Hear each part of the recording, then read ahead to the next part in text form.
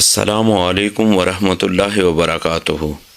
سوال یہ پوچھا گیا ہے کہ فجر کی قضا نماز ظہر سے پہلے پڑھیں یا بعد میں؟ تو دیکھیں، بین نے بہت اچھا سوال پوچھا ہے۔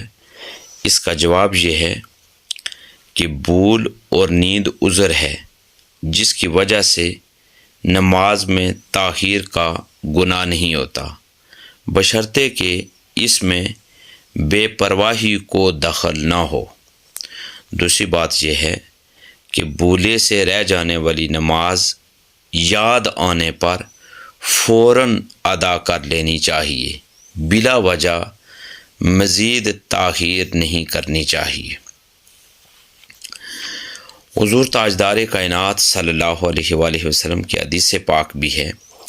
حضرت انس بن مالک رضی اللہ تعالی عنہ کہتے ہیں کہ نبی اکرم صلی اللہ علیہ وآلہ وسلم سے اس شخص کے متعلق سوال کیا گیا جو نماز سے غافل ہو جائے یا سو جائے، تو آپ صلی اللہ علیہ وآلہ وسلم نے فرمایا، جب یاد آ جائے تو پڑھ لے۔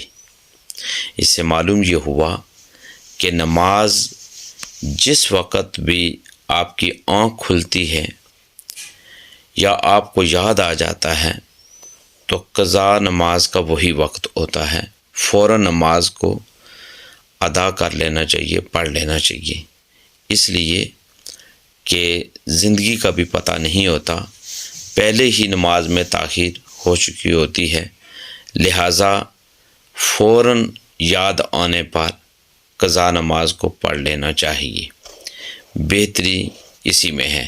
لہٰذا اگر فجر کی نماز قضا ہو جائے تو نماز ظہر سے پہلے اگر آنکھ کھل جاتی ہے یا یاد آ جاتا ہے تو فوراً یاد آ جانے پر یا آنکھ کھل جانے پر نماز فجر کو پڑھ لینا چاہیے۔